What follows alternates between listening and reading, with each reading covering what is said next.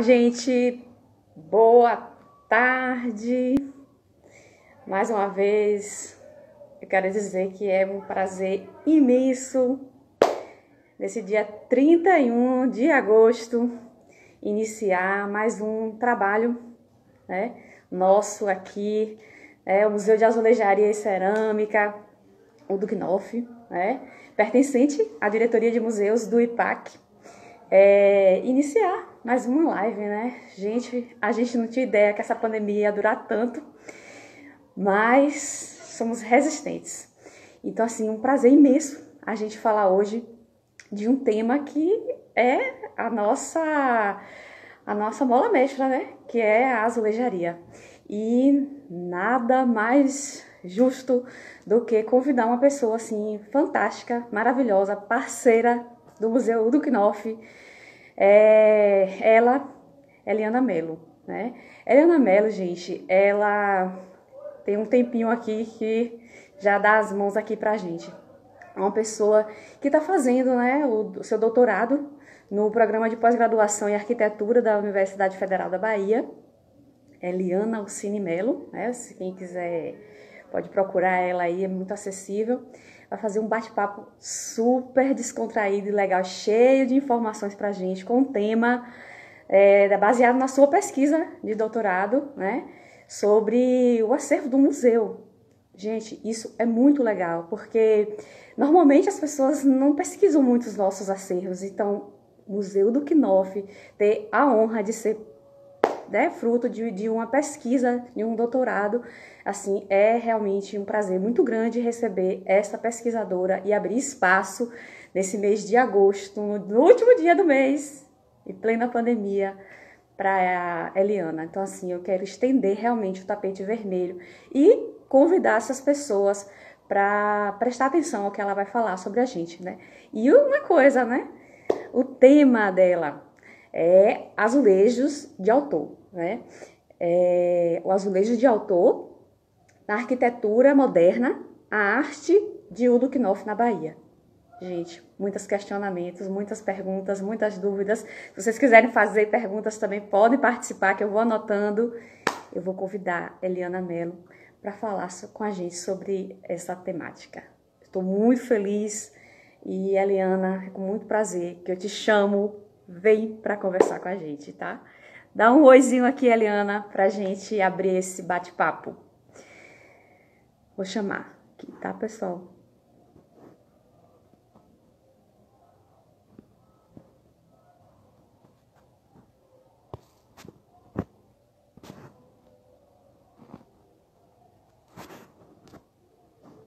Ana, espero que ocorra tudo bem com essa nossa transmissão. E vamos lá começar. Olá, Eliana! Boa tarde! Boa, Rê. Fiquei super emocionada com a sua apresentação, sinceramente. Eu me emocionei também porque eu tinha preparado uma coisa e falar de você é sempre uma emoção muito grande, né? Porque você sabe, né? O carinho da gente é muito profundo.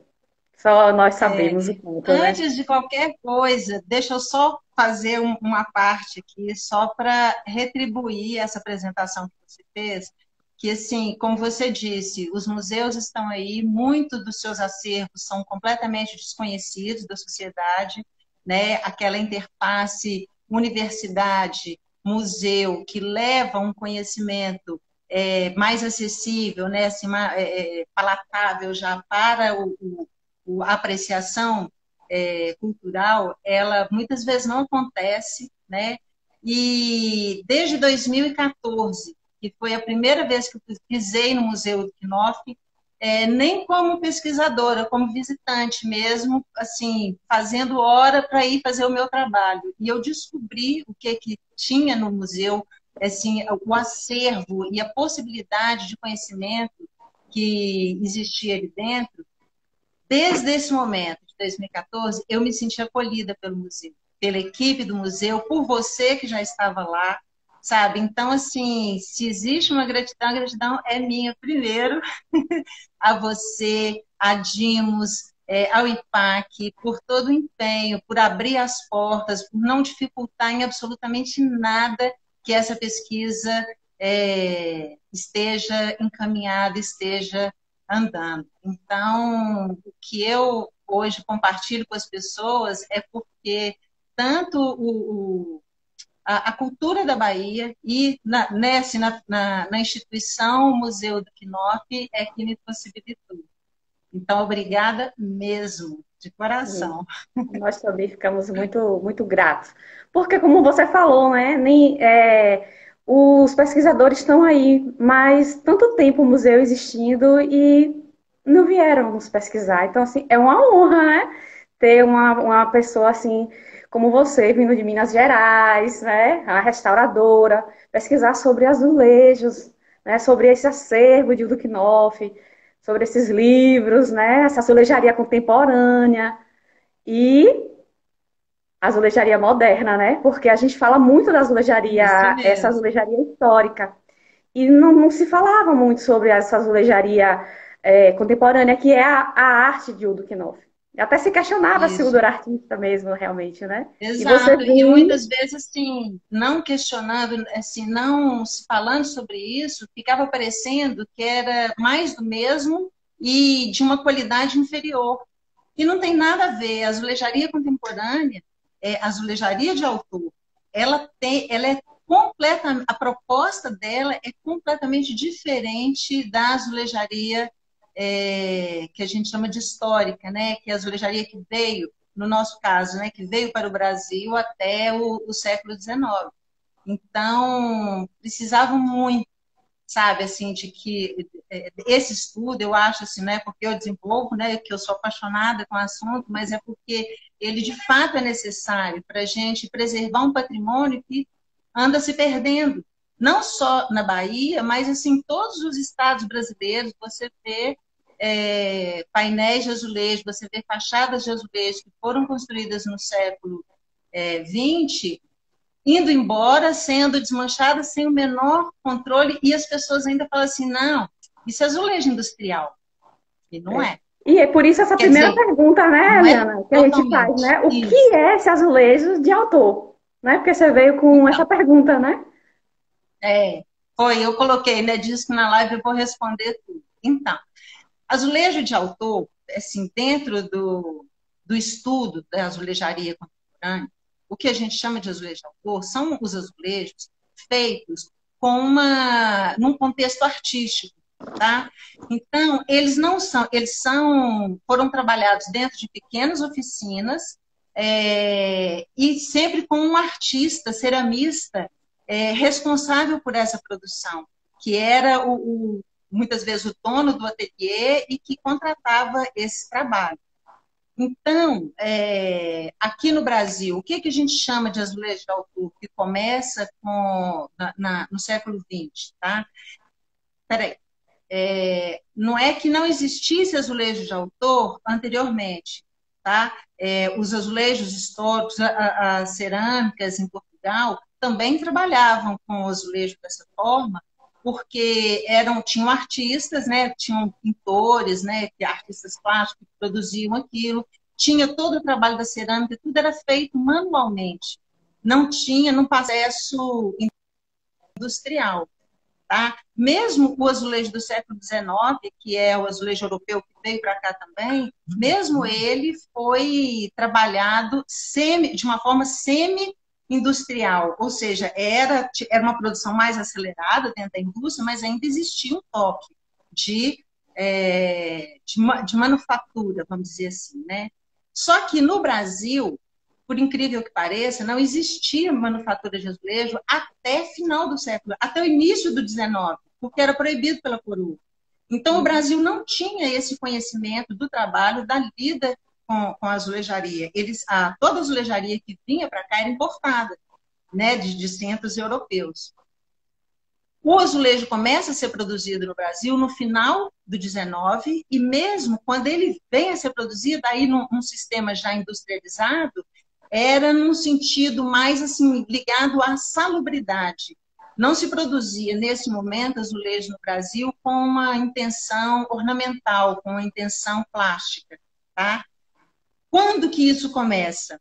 No início do século XX, ainda num movimento de revivalismo, né? Então, assim, era um azulejo que era muito voltado para os temas portugueses, né? Ou mesmo assim do Brasil colônia, da época do Brasil colônia. Então, ali, em 1914 e tal, até com um incentivo de pintores portugueses, né? Como o Jorge Colasso, por exemplo, que mandava muita obra para cá. E então, ali que começa essa produção. Só que tem uma diferença muito sensacional que eu acho assim que marca a azulejaria brasileira, que é o seguinte: Portugal ele tem um vínculo. A gente sabe que a arte azulejada ela não começa em Portugal, né? Ela é uma produção que começa na Mesopotâmia, mas Portugal tem um tratamento visceral com essa arte, né? Então ele começa assim a cerâmica, o fazer do azulejo, a produção da cerâmica, o laço, aquela coisa da argila, tudo isso é muito importante dentro das oficinas portuguesas. No Brasil não tem isso. Quando o Brasil começa, no século XX, a produzir esses azulejos que a gente, no escopo da pesquisa, chama de azulejaria de autor, ele não quer saber da cerâmica. As cerâmicas já são industrializadas. Então, o artista compra a cerâmica industrializada, leva para o seu ateliê, pinta, e depois, se ele tem o forno, ele queima, faz a queima ali. Se ele não tem, ele manda para uma indústria fazer a queima e assim são produzidos. Certo? Dá só um minutinho, Rei, só um pouquinho.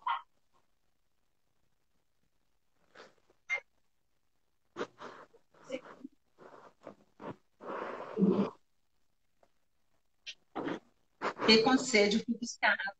Desculpa. Emoção. Aí,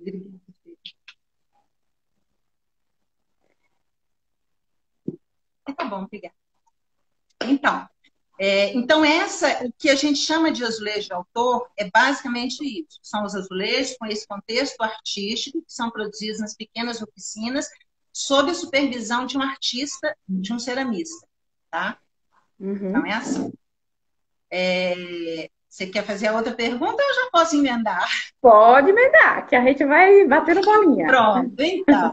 É muito legal também. Uma outra coisa que eu gosto muito é que se tem uma coisa que você pode marcar uma data, um início, é a azulejaria, essa azulejaria que a gente trata como azulejaria contemporânea brasileira, desse período. Por quê? Porque ela começa em um ponto que é a arquitetura moderna. É né, assim, quando a arquitetura moderna brasileira ganha uma projeção internacional com a construção do Ministério da Educação e Cultura no Rio de Janeiro, é que aí o azulejo é convocado nessa obra, muito inusitadamente, porque era uma obra moderna e vai chamar quem? O azulejo, que era um símbolo da arte, né, da cultura lusitana. Então, aquilo foi uma coisa muito marcante. Existem 1000 razões que eu não vou entrar no detalhe agora, porque senão essa live só termina daqui uma semana. Então, a gente vai resumir bastante. Agora, eu queria mostrar para vocês, e eu peço desculpa porque é a primeira vez que eu faço uma live sem imagem, né, sem passar um PowerPoint e tal, então eu tenho vai sim, ser um pouquinho difícil, mas eu vou tentar compartilhar com vocês mais ou menos a ideia, porque é difícil a gente entender a arte sem a imagem, né? Principalmente a arte. Eu separei umas imagens aqui e vou mostrar para vocês, para ver se isso... Deixa eu ver se vai estar aqui. Pronto. Deu. Aí. A imagem está mais ou menos? Está razoável? Tá. Tá dando para ver, sim. Tá, pronto. Esse é um painel, tá? Que é do Ministério da Educação e Saúde, no Rio de Janeiro. Ele foi colocado aí em 1940, na década de 1940, bem no início, 40, 41.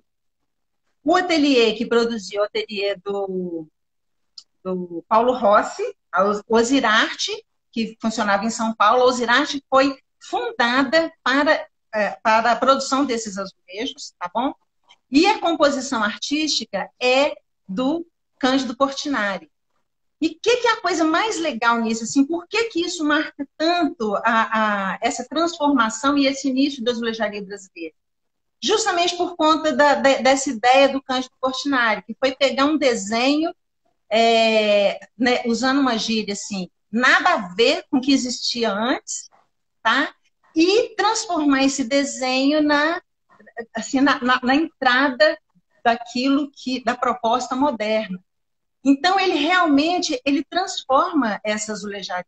Né? Vocês podem ver, deixa eu ver aqui, assim, essa coisa assim, esses traços, essas linhas, eu não sei se está dando para ver o mouse que eu estou mexendo, essas Tá dando. linhas, essas figuras aqui, que eles chamam assim de ameboides, né? Esses campos de cor, tudo isso é inusitado e isso é genuinamente brasileiro, é genuinamente Cândido Portinari.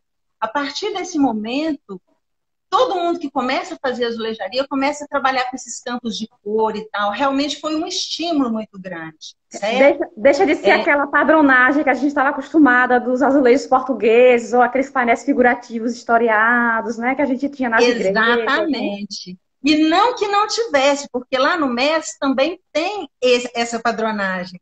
Né? Esses desenhos são do Paulo Rossi. Muita gente acha que é do Portinari, mas não são. São do Paulo Rossi. Paulo Rossi também desenhou azulejos para o Ministério.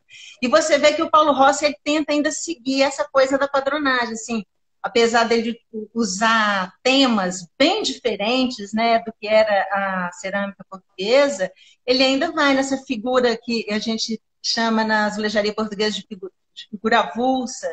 Mas ainda assim, Enfim, os elementos são diferentes, né, Eliana? uhum, com certeza, com certeza. Essa Yara é um exemplo, essa sereinha, né? Que é É, muito do nosso folclore, né? sim. Então, quando isso acontece lá no Ministério, muita gente, assim, muitos arquitetos começam a trazer para suas obras essa azulejaria. E isso estimula. Agora, é preciso falar também que, no momento, a indústria cerâmica ela está em franco desenvolvimento no país, entendeu? E isso é um estímulo, porque, como eu disse, os artistas eles não querem fazer o azulejo, eles querem trabalhar com o suporte, certo? Como uma tela, é um suporte de pintura, tá? Isso marca uma diferença grande na identificação dos trabalhos desse período, por quê? Enquanto, por exemplo, em Portugal, você, para poder conhecer a origem de uma obra, você pega o azulejo e vira ele, né, ao contrário, para ver. Espera aí que eu pego. Então, você tem um azulejo, então, se você quer saber, identificar a origem, você vira, e aqui atrás você tem o nome da fábrica. Normalmente, né, geralmente, você tem o nome da fábrica e tal, essas especificações. Na azulejaria brasileira, você não pode fazer isso, certo? Porque os artistas, né, os responsáveis por esse ateliê, eles compravam suporte cerâmico de quem oferecesse um produto bom e de melhor preço no momento. Porque o Então, azulejo você era tem. industrializado, né? Eles não estavam Então, assim, importando. nessa época que a Osirarte produz esses azulejos, ela trabalha com azulejos Matarazzo. Aí esse do MES, eu nem sei se é Matarazzo, não tem comprovação disso. Da Pampulha, que ela faz, com toda certeza é Matarazzo. Inclusive, ela coloca eu virei ali, não mostrei para vocês. Que inclusive coloca, o Paulo Rossi escreve na cerâmica, na identificação. Ó, Cândido Portinari fez a composição e talho que foi executado pelo ateliê Osirarte. Por Paulo Rossi, ele coloca o nome dos autores, dos pintores, artistas, né, que pintaram, e Ficha fala que o técnica. material é da indústria de revestimentos Matarazzo, Nossa. certo? Então, deixa eu voltar aqui. Bem, então essa é a primeira diferença na identificação. Estou tentando voltar a tela para mim. Pronto. Essa é a primeira diferença que a gente vê na identificação desse material. E tem ainda essa arte compartilhada, né? Até hoje é muito assim, comum as pessoas falarem: ah, esses azulejos são de Caribé, ah, esses azulejos são de Portinari. Não são só, porque eles fizeram a criação, sem dúvida, genial, né? Sem desmerecer em nada isso, mas é preciso entender que eu, ou você, ou muitos de nós, não poderíamos fazer, transferir essa criação, a pintura para os azulejos, se artistas não fôssemos. Né? Então, assim, quem faz esses desenhos, quem faz essa pintura no azulejo, né, é tão artista quanto aquele que está criando. Cada um, sem você ficar mensurando quem é mais do que o outro, é muito bacana nessa época o respeito que existia entre eles artistas, nessa designação de autoria. Então, do mesma forma que eu mostrei esse do Portinari, do Paulo Rossi, que ele coloca o nome do Portinari, ele põe o nome do Zanini, ele põe o nome do Volpe, quando o Volpe participa também de algumas pinturas, certo? E o Udo Knopf faz exatamente a mesma coisa. Ele só coloca o nome dele unicamente quando foi ele que fez o desenho e a pintura. Então, isso é muito bacana e eu acho que a gente precisa entender para a gente saber o que é essa arte azulejar brasileira. Nossa, Eliana, isso que você está falando, assim, é fundamental e muitas pessoas precisam ouvir isso por causa do trabalho do Knopf aqui na Bahia. Com Para toda entender certeza. a importância, né, desse acervo para o patrimônio azulejar baiano, brasileiro e a figura de Udo Knopf, né? Gente, quando, eu não sei se eu já te contei isso, quando eu fiz, em 2014, quando eu conheci o museu, eu fui ao ateliê do Reinaldo Eckenberg. Quem me deu o gancho foi até o Dimitri, que um dia eu estava agachada na porta da casa do Dimitri, fotografando o espelho de azulejo dele, que foi feito pelo Reinaldo Eckenberg. Ele viu e eu falei que eu achava que eu não ia conseguir entrevistá-lo e tal. Enfim, ele intermediou esse contato, foi muito importante. E eu fui fazer entrevista com o Reinaldo.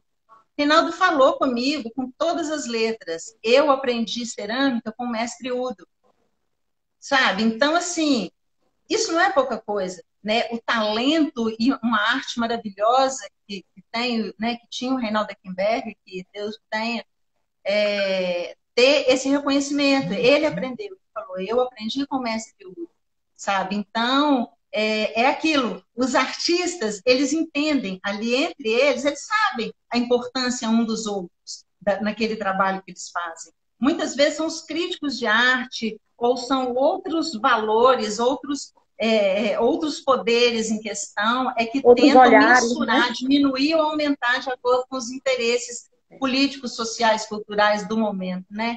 Então, a gente precisa realmente ter esse cuidado, Com sabe? certeza. Bem, então, deixa eu ir, senão eu não falo do Udo. O que acontece? Com esse movimento todo, diversos artistas começam a trabalhar, começam a fazer essas experimentações com azulejo e tal. Nosso tema de hoje, assim, eu poderia falar o nome de muitos deles, mas o nosso tema hoje é a arte do Knopf. Então, eu vou vir direto para a Bahia, tá? Chega aqui esse cidadão chamado Udo Knopf, tá? O Udo, para quem não conhece, é alemão. Ele vem para o Brasil. Ele conta, e isso eu estou contando, não precisei nem fazer muita pesquisa, porque ele deixou isso escrito. Ele fez meio que um diário mesmo, assim, autobiográfico, uma coisa do registro dele. Ele conta que ele nasceu na Alemanha, em Halle, a família dele era rural, né, ele vem de uma criação rural, foi para a universidade, fez agronomia e depois foi trabalhar em Luanda. E estava trabalhando em Luanda nessa área agrícola, quando começou a Segunda Guerra Mundial. E em 42, ele resolve voltar para a Alemanha, né? Porque estava sempre em constante ameaça. E quando ele pega o navio da África para a Alemanha, a marinha inglesa não deixa que o navio passa. E o navio vai para onde? Aí ele coloca, é muito bonitinho, que ele escreve na memória dele assim, e no dia do Ano Novo, na noite de Ano Novo, o navio aporta em Santos. Aí ele chega em Santos, faz a quarentena, ele chega em Santos, faz a quarentena e resolve fugir. Isso tudo é ele que conta, tá, gente? Ele Uhum. que conta, né? Ele resolve fugir para o sul. Por quê? Porque a Argentina era aliada ao eixo, né, aos países do eixo. Então ele quer ir para a Argentina. Só que nesse meio caminho ele é preso, e aí é incrível, porque eu vou falar com vocês que eu encontrei uma nota da prisão dele, que eu achei Nossa. muito legal, num jornal do Paraná. Eu estou lendo aqui, ele é de abril de 1942, e fala o seguinte: a quinta coluna no oeste do Paraná. Chegou a Curitiba um aviador japonês preso em Foz do Iguaçu. Na prisão veio um alemão que colecionava armas. Adivinha quem era o alemão, né? E aí a notícia fala que a prisão do perigosíssimo agente do eixo, que é o japonês, que foi levado a efeito pelo delegado tal. E aí, um alemão que colecionava armas. Também, junto com o piloto amarelo, em Foz do Iguaçu, havia um outro perigoso elemento da quinta coluna. Este aí, em sentinela, pela outra parte do eixo, a Alemanha. Trata-se do alemão Horst Udknoff, em poder do qual as autoridades policiais de Foz do Iguaçu encontraram um grande número de armas. Nossa. Bem, isso foi em abril de 42. O Udo foi preso, ficou um tempo em Curitiba, na prisão de Curitiba, de lá foi transferido para o Rio. E ele fala que foi a melhor época da vida dele, porque ele foi para o presídio de Ilha Grande, ficou 5 anos nesse presídio, aí ele fala, eu aprendi a falar português, eu aprendi as belezas do país, eu aprendi sobre a cultura do país, e eu testemunho, eu amo o Brasil. Isso está escrito no diário dele, eu amo o Brasil. Pronto. Ele fica, dali ele fica 5 anos, quando ele é solto, ele volta para o sul, ele conhece a sua primeira esposa, Ivotici, casa-se com ela, e ela também é artista, e eles começam a viajar sempre a convite de governos de outros estados. Ele vai para o Amazonas, ele vai para Manaus, vai para Manaus. Gente, é muito lugar. Ele vai, assim, eu tenho até que eu separei umas notícias. Ele vai para Pernambuco, volta para o Rio Grande do Sul, volta para o Amazonas, sempre viajando. E detalhe muito curioso nessa época, a ceramista era Ivotici, o Udo era pintor de telas. Ele fazia pintura de telas de paisagem. Ele se intitulava O Enamorado da Paisagem Brasileira. E ela era a ceramista dos temas brasileiros. Tá? Então, eles ficam ali viajando e tal.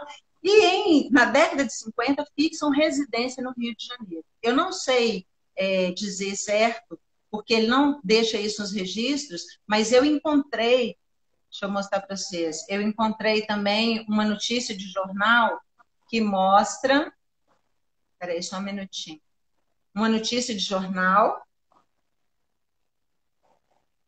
de 53, que faz a propaganda do ateliê dele, né? Do Udo, enamorado da paisagem, e da Ivotici. E isso em 53. Ou seja, ele não veio para Bahia antes, porque tem gente que fala assim, ah, não, o Udo chegou aqui em 40 e poucos e tal. Não, não chegou. Em 53, ele ainda morava no Rio de Janeiro. Eu tenho para mim que ele veio para Salvador por volta de 54. Eu não encontrei registro também da data precisa que ele vem. Mas eu sei que ele veio para uma exposição de pintura e acabou. Eu acho que ele só volta para o Rio de Janeiro para pegar o restante das coisas dele e mudar de vez para Salvador. E uma coisa, né? Uma coisa que ele deixa um testemunho que quem introduziu, quem o convidou para essa arte cerâmica, para fazer azulejo, foi General Russo. E aí ele começa, ele fala com todas as letras. Quem me convidou foi Gênio. Quem me incentivou, alguma coisa assim. E ele começa a fazer os azulejos por conta de Gênio. Pronto. A gente chegou, então, nessa azulejaria de autor em Salvador, que é o Ateliê de Udo. E agora eu vou falar um pouco disso que a Renata disse, dessa história dele nesse meio cultural da Bahia na década de 50. Udo primeiro monta um ateliê, ele fala que é na fábrica de Antônio Rebouças, que até hoje eu não descobri quem é, porque a única referência de Antônio Rebouças, inclusive se alguém estiver assistindo e souber, eu agradeço muito. A única referência que eu tenho de Antônio Rebouças é um Antônio Rebouças mais antigo, assim, não é esse que o Udo está falando. Então, ele fala que montou um ateliê com Antônio Rebouças em Brotas, só que essa fábrica fechou e aí ele foi umas quadras à frente e montou onde ficou sendo a casa dele e o ateliê dele lá na Avenida Dom João. Verdade. Monta lá. E o que era o ateliê de Lucknoff? Era um trânsito da vida cultural da Bahia, onde se faziam os encontros, onde os artistas iam encomendar, os artistas iam pintar. Ele dava curso, ele foi chamado pelo reitor Edgar dos Santos para dar aula na universidade. Ele vai também para... Ele se associa, não assim, formalmente, mas ele começa a fazer um tratamento terapêutico em presídios, em manicômios, em outras fundações. Assim, ele desenvolve de uma forma muito ampla o seu trabalho. Então, isso é uma coisa muito bacana do Udo. Assim, ele não ficou vinculado aos grandes nomes da arte soteropolitana, da arte brasileira. Não, ele desbravou, ele transmitiu o conhecimento dele de todas as formas, para alunos, né, para pessoas que eram interessadas em cerâmica, e, enfim, dessa forma terapêutica também, né, de tratamento dessas Isso é uma coisa assim, pessoas. muito marcante, a gente fala muito disso lá no museu. É uma mola assim, que move o nosso trabalho também educativo lá no museu.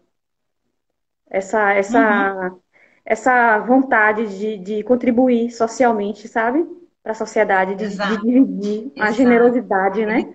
Apesar da gente ele saber traz da isso personalidade forte. forte de Udo, mas era de um coração, né? Tão grande. Mas é porque Udo, ele era tão inteligente e ele, assim, ele tinha tanta sede do conhecimento, porque ele estudava muito, né? O material que ele deixa para o museu, eu não sei se eu vou ter tempo de mostrar tudo para vocês, mas, assim, ele faz pesquisas, assim, não só da azulejaria antiga, que era a paixão dele, ele virou um colecionador, e essa coleção, inclusive, foi que deu origem ao museu, mas, assim, para entender esses azulejos, ele tinha todos os livros. A biblioteca do Udo é uma coisa fantástica. E detalhe, ele tinha os livros, você pega os livros da coleção dele, estão todos marcados. Ele escreve do lado do livro, ele anota, ele coloca comentário, ele faz lista, ele faz o que hoje a gente chama de fichamento, ele faz fichamento dos livros, né? Assim, no livro tal, na página tal, tem isso, não sei o quê. Ele vai para os arquivos públicos de Salvador fazer pesquisa, então ele sabe profundamente das edificações erguidas aqui em todos os séculos, ele sabe disso. Então ele começa a acumular um conhecimento que ele tem que transmitir de alguma forma, sabe? Então ele começa a produzir esse material, o livro que ele escreve, né, e que ele consegue finalmente publicar em 86, ele fez à mão 3 exemplares. Eu encontrei um registro disso na Associação Brasileira de Cerâmica. Um agradecimento do presidente da associação na década de 70, eu acho, a Udo Knoff, que deu à associação um exemplar feito à mão desse Meu livro que ele Deus. publicou em 86, que o museu tem uma cópia, e a outra, o presidente lá da associação, disse que ele deu com o Antônio Carlos Magalhães, que na época era o governador do estado. Sabe? Então, assim, ele tem essa necessidade de passar esse conhecimento. Pronto. Então, aí, o que era o ateliê do Udo Knoff? Vamos lá. O ateliê, deixa eu virar aqui de novo. era um trânsito de artistas, como eu disse. Então, aqui vocês têm trabalhos do Valtério, que é um artista que mora em Salvador, que fez essa escultura, ele é caricaturista, e fez essa escultura maravilhosa do Udo, e fazia azulejos, aprendeu a fazer, pintar e queimar azulejos com ele. Você tinha outros artistas de passagem em Salvador, que às vezes estavam aqui para algum evento, ou aqueles que residiam, como, por exemplo, o Gerard Lausier, que trabalhava aqui, né, que atuava como cartunista também no Jornal da Bahia, todos iam lá. Eu não sei se o Udo pediu, porque o Udo não comenta isso. Eu não sei se era por ele pedir, tipo, faz um azulejo aí, ou se era a própria pessoa que manifestava o desejo. O fato é que lá tem cada coisa incrível. Isso está no museu, viu, gente? Quando abrir, Otávio disse que esse não daí ele deixem de conhece. Boa conhecer pergunta essa a ele. coleção maravilhosa. Você tem Tá Gênero ouvindo, Augusto. Eliana? Otávio disse que conhece esse Hã? da língua anterior. Talvez, não sei se é o autor ou se é o... Bora perguntar a ele. Ah, vamos. Então, você tinha trabalhos do Gênero, do próprio Udo. Esse aqui que eu estou passando a setinha, que é do Rissone, Paolo Rissone, que foi uma descoberta incrível, que daqui a pouco eu falo, eu mostro para vocês. Deixa eu me ver. Pronto, aqui, deixa eu ver, tem mais um aqui, que é do... Isso aqui é Lênio Braga. Lênio, ai, isso é Isso, salvo lindo. engano, é Gênero Augusto, né, Renata? Esse javalizinho, É, acho que acho sim. que é Gênero. É. É Gênero. Esse aqui está assinado, é Lênio, Ó, tá? é o autor, Bem, viu? então... Hã? Sabe, disse que conhece o autor daquela obra para você responder aquela pergunta, se foi Udo O Gerard que Lausier? pediu, ou se O foi Gerard... ele que deu de presente porque quis, ou se foi Udo que Ai, que pediu. ótimo, que Bate o olho, você maravilhoso! vai ter uma referência. Ai, que sucesso! Valeu, Sara, obrigadíssima. Bem, então a gente tinha esse caminho, né, que era esses artistas, então, assim, essa produção artística, essa participação no movimento cultural da Bahia. E a outra vertente, o outro segmento do trabalho do Udo era, junto com esses autores, na produção de painéis artísticos para a cidade de Salvador e diversas outras cidades espalhadas pelo Brasil afora. Então, um dos grandes parceiros dele foi Jenner, né, que tem esse trabalho que está no Hospital de Câncer da Bahia, tem esse o de cima, que está no Zoológico. O Raimundo de Oliveira, que é autor desse painel aqui, está no túmulo da mãe dele, em Feira de Santana, em estado lamentável de degradação, quando eu estive lá em 2014. É, a Esse azulejaria trabalho do cemiterial, né? Jenner, que é no CEEBA, sensacional. E esse trabalho, não sei se vou ter tempo, porque o Frederico Moraes escreveu no livro dele, Azulejaria Contemporânea no Brasil, ele conta quem são os personagens. Então, aqui nessa pintura está retratado o Raimundo de Oliveira, o Caribé, o filho do Jenner está aqui, o Jenner está aqui também. Então, assim, pessoas que eram importantes no cenário cultural da Bahia, ele retrata aqui de uma forma hierarquizando essa importância, de uma forma brincalhona, porque eram todos amigos, né? Então, assim, é muito legal. Foi um zunzunzum aí na Esse época, né? trabalho... E foi um zunzunzum É, na época, né? foi um zum, zum, zum.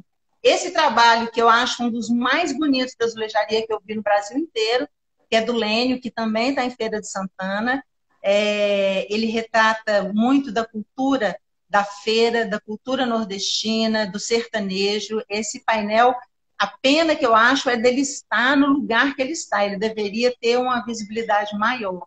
Mas vale a pena a gente passar um dia inteiro vendo detalhadamente o que está retratado aí. É muito bonito. Esse é do Lênio Braga. Este que eu falei com vocês, do Paulo Rissone, que a gente descobriu, está numa escola, Magalhães Neto. Foi o Udo que produziu, e ninguém sabia quem era esse autor Rissone, e eu comecei a pesquisar. É um pintor italiano, que veio para a Bahia, ficou coisa de 1 ano, 2 morando na Bahia, produziu 5 painéis em Salvador, na Bahia, não só em Salvador, 5 painéis de azulejo, e eu só encontrei esse. Me falta até hoje os outros 4, eu não faço ideia de onde foram Gente, parar. quem souber ajuda a Inclusive, Eliana. hã? Quem Hum, souber ajuda a Eliana a encontrar esses painéis. por favor, gente, porque assim, esse cara, ele faz parte, ele veio para o Brasil na década de 40, final de 40, ele se relacionou com o pessoal do movimento da arte moderna no Rio, tá? E, assim, ele participou de todas as bienais, ele tem prêmios consagrados assim no mundo todo, tem obra dele no Museu Guggenheim, inclusive aqui no Museu da Bahia tem obra dele, no Museu de Arte Moderna da Bahia, salvo engano, tem obra dele também. É Paolo muito bom a gente Rissone. falar isso, Eliana, porque a gente sabe que a gente está na internet, então, assim, lá no museu a gente já apareceu tanta notícia só da gente falar assim, me ajudem a encontrar, porque pode acontecer realmente, né? Vai que. Claro, ele falou, e eu sei disso porque eu fui ao Rio de Janeiro, eu consegui descobrir a família dele no Rio. Deixa eu falar olhando para vocês. Eu descobri a família dele no Rio de Janeiro, as filhas, fui encontrar com elas no Rio e a gente passou assim, nós ficamos umas 5 horas conversando, foi incrível, assim, a história humana por trás desse painel, vocês não fazem ideia do que é maravilhoso, dá um filme.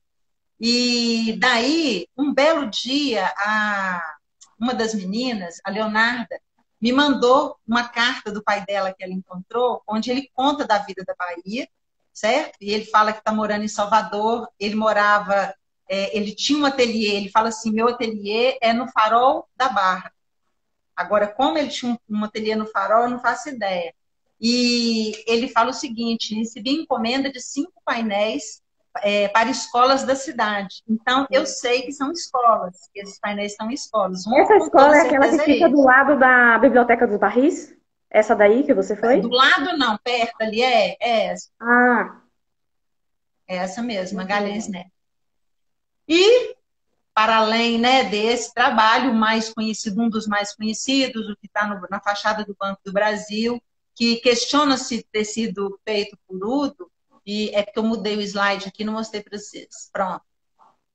Questiona se ter sido feito por Udo, e eu afirmo que sim, foi feito por Udo, sim. Eu tenho fortes indícios de que o autor dele, né, quem executou os desenhos de Caribé foi Udo Quinoff. Da mesma forma que executou esses que estão lá no Candomblé, eu não consigo falar aquele.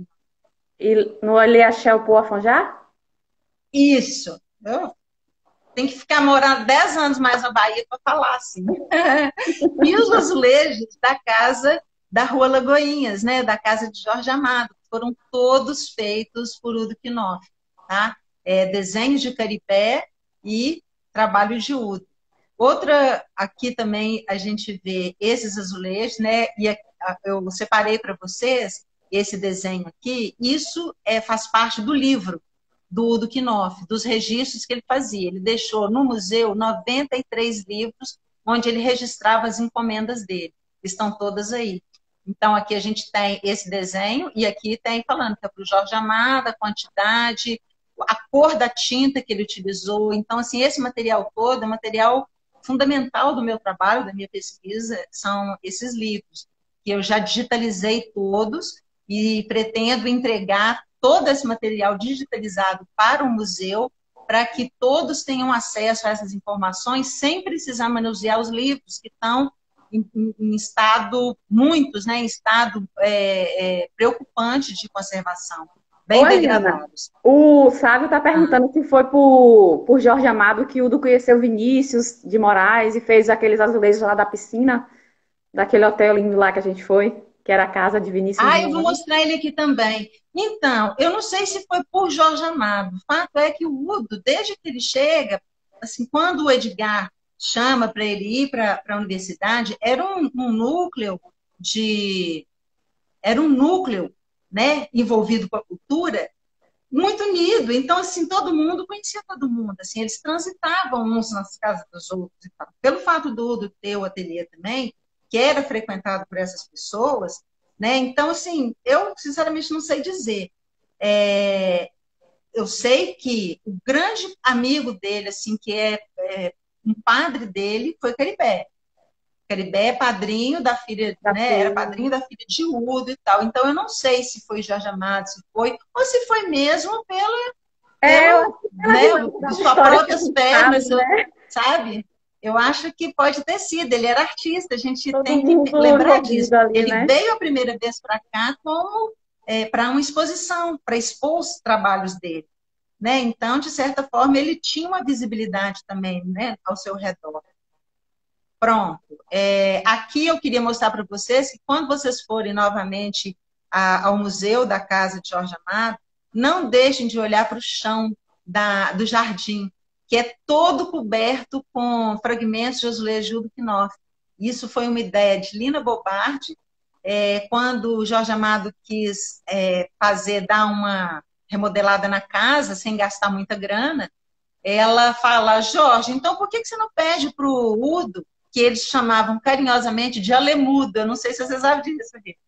Não. Alemudo, é o Alemudo. Fala com o Alemudo, quem sabe ele não tem uns azulejos lá quebrados e você faz um patchwork de azulejo e tal. E assim já chamado fez.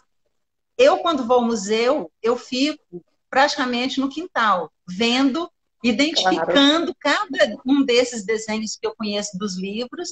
E esse tipo de peça aqui, não sei se vocês estão vendo, que eu achei maravilhosa, que está escrito Cone 16, mais ou menos 30 minutos. Mistura Correia Ribeiro. Correia Ribeiro é o nome da firma de arquitetura, tá? E aí ele fala que foi o Kiko. Kiko é o arquiteto que fez essa encomenda, que foi um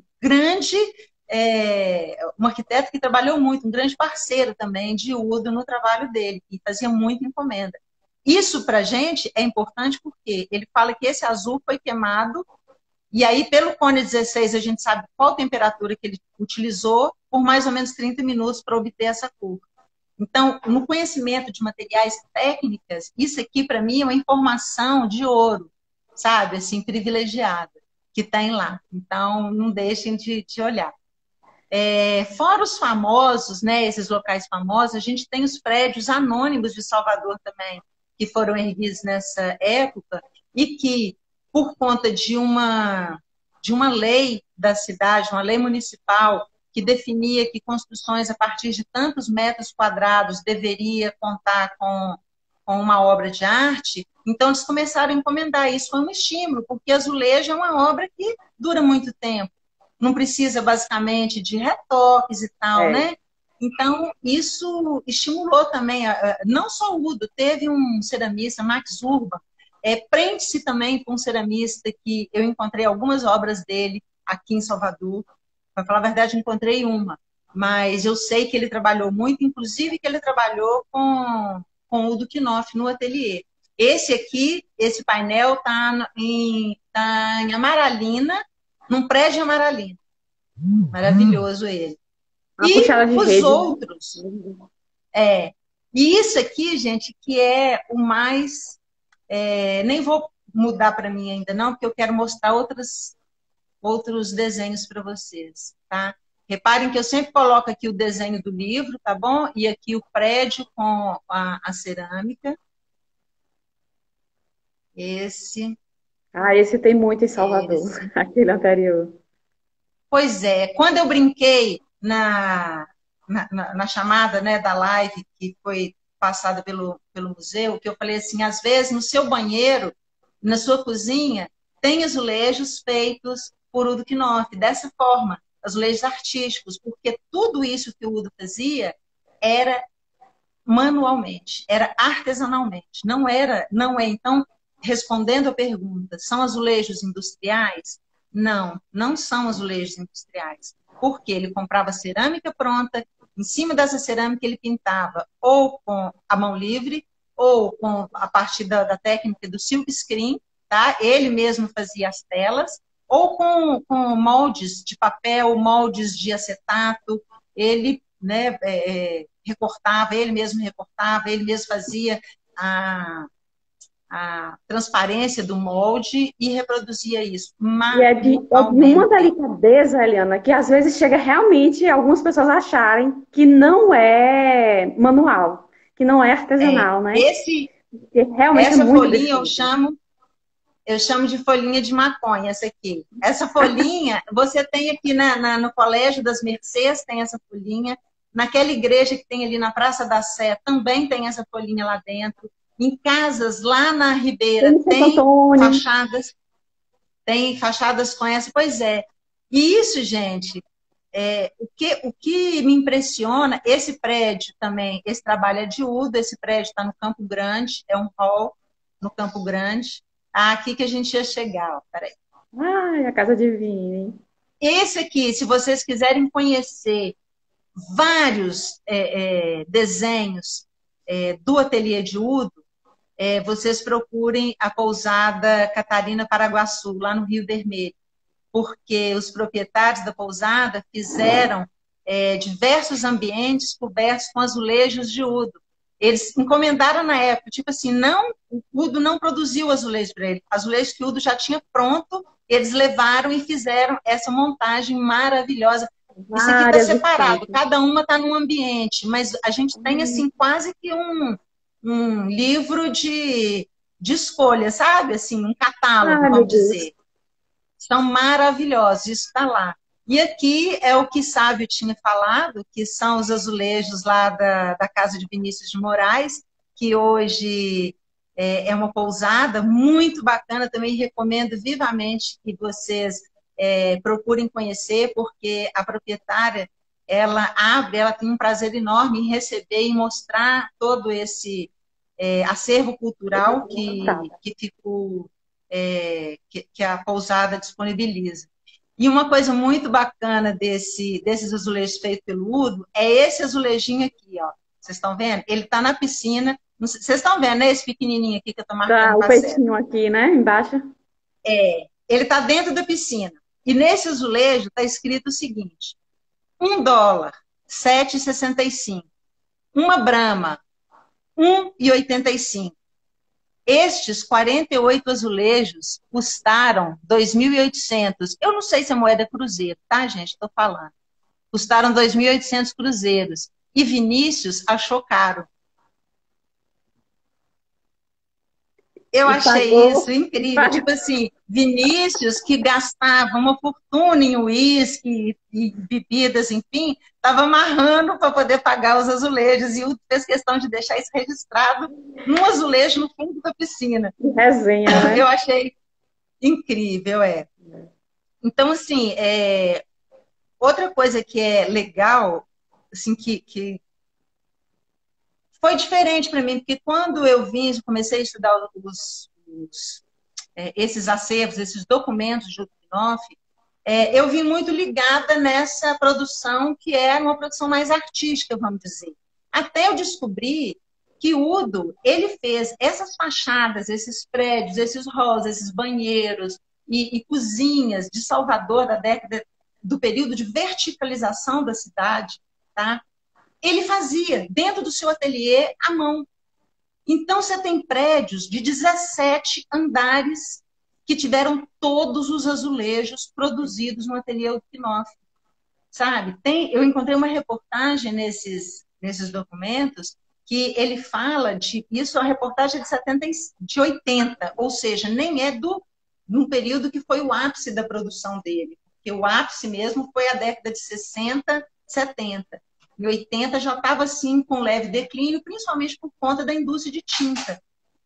Mas nessa reportagem ele fala que ele chegava a produzir 300 metros quadrados de azulejo por mês. Nossa. Gente, uma pessoa fazendo isso é uma pessoa... Aí que eu achei assim, interessante, porque a gente estuda muito assim, né, assim, os filósofos, né, dentro das reflexões propostas dentro do doutorado, a gente tem Walter Benjamin, né, que fala da era da reprodutibilidade técnica e, né, então como que é isso? E ele olha muito para essa produção em série e essa produção, a fotografia, né, então isso que ele trata. Agora, o Udo, que era um artista que trabalhava com a mão, ele se dispõe a fazer uma reprodutibilidade industrial. Então, assim, ele transforma o trabalho dele em um trabalho industrial. ele quer que o trabalho dele seja entendido, seja encomendado como uma indústria ele fosse, porque ele quer viver desse trabalho. E é muito nessa pegada que os artistas que estão à frente desses ateliês trabalham nesse momento. Eles querem viver da pintura, eles gostam de pintar, eles querem viver da pintura. E o azulejo dá essa possibilidade. Então, o Udo trabalhou muito, exaustivamente, nesse sentido.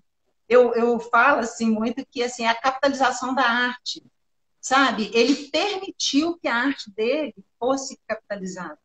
Tem um movimento no início do século, assim, a gente estuda muito isso no âmbito da arquitetura, da influência da Bauhaus, né, que é uma escola alemã que buscava uma superioridade técnica dos produtos, aquela coisa impecável, mas assim sem dispensar a indústria. No início da minha pesquisa, eu me perguntei muito se o Udo, porque o Udo é alemão, né? Então eu falei assim, vamos ver que o Udo, né, veio com essa ideia. Não, ele não tinha essa ideia muito, quer dizer, é o que eu estou concluindo. Muito pelo contrário, porque o que ele queria era fazer assim, ele queria pegar a arte dele e transformar, ele traz a indústria para a própria arte, no momento que ele abre mão de fazer cerâmica, né? E ele quer que a arte dele seja vendável. Então, assim, ele não concorre, vamos dizer assim, com a indústria que existe no momento. Ele quer ser vendável, ele quer viver daquilo que ele faz. E isso é muito importante, assim, culturalmente, a gente entender esse processo, né, dessa mercantilização dessa forma. Né, assim, não aquela que o artista passa sem querer, mas aquela que o artista quer mesmo. Que ele faz aquilo que ele precisa viver. E sem abrir mão da qualidade. Porque eu falo com vocês, assim, com segurança, a qualidade do trabalho do Udo, eu fui em alguns edifícios, um desses esses que eu mostrei para vocês, chega a ser quase que, sabe, irritante a gente ver a qualidade que tem ali. Tem painéis, assim, fachadas internas que não tem craquelê nenhum. Não tem um craquelê, não tem um trincado, não tem nada. Parece que foi feito e foi colocado ontem no lugar, sabe? Então, assim, se olha para aquilo, assim, é uma qualidade incrível que ele registra nos livros, né? Jorge, a gente, como é que tá de tempo? Estamos com 3 minutos. Eita, ferro, tá vendo? Não E o que adianta. tem problema são assim, o mau uso da pessoa que não soube cuidar. Porque a gente foi em alguns que teve problema e você vê que não é a técnica de Udo. É problema do edifício, né? É problema do mau E uso. não, e Porque o uma azulejo coisa que a é uma obra gente... integrada, né, na arquitetura. Mas, assim, você vê, como você disse, o melhoramento técnico, a técnica que ele busca para fazer a obra dele é simplesmente fantástico. Ele é muito responsável pelo trabalho Uma dele. coisa que a gente tem que ver também é o seguinte, a técnica dele permanece a mesma, só que os materiais mudam e ele, assim, tem período de economia. Se antes ele dava um banho de vidrado nas peças, no final dos trabalhos dele, ele já não dá esse banho de vidrado. E isso faz com que, principalmente se for exterior, tá? Isso faz com que esses trabalhos degradem, desbotem, escureçam, tá? A qualidade do pigmento, às vezes, não é as melhores. Gente, assim, é muita coisa que eu poderia falar com vocês, assim, em termos de pesquisa que ele faz de materiais. Nesses livros de cerâmica, ele busca referências dos melhores pigmentos, das melhores cerâmicas em voga na atualidade para ele utilizar. Ele leva isso para o ateliê. E dizer também que Udo, além de Salvador, ele se expande. Toda vez agora que vocês virem aqueles azulejos que são desenhos de ato vulcão, na hora que se vê um deputado daqueles lá que a gente nem vai falar sobre, falando em Brasília, na Câmara dos Deputados, que vocês veem aquele azulejo ali, eles foram feitos todos no ateliê de Udo Pinot. Eu tenho a documentação. Essa live cai, Renata? Ela vai cair, né? Pois é isso que eu tô com medo, é dela cair, gente. Então, eu não sei se vai dar para eu mostrar para vocês. Isso eu não vou tentar não, porque depois vai cair e a gente nem despede, né? Mas enfim, tem documentado nos livros do Udo a encomenda que ele recebeu de Oscar Niemeyer na produção desses azulejos que estão hoje na Câmara dos Deputados, que são desenho de Atos Vulcão, que são produção de Udo Quinóquio. Então, eu agradeço imensamente a você por falar da importância desse patrimônio para a gente, que é fantástico, Eliana. Muito, muito, muito obrigada. E vamos eu que agradeço a oportunidade.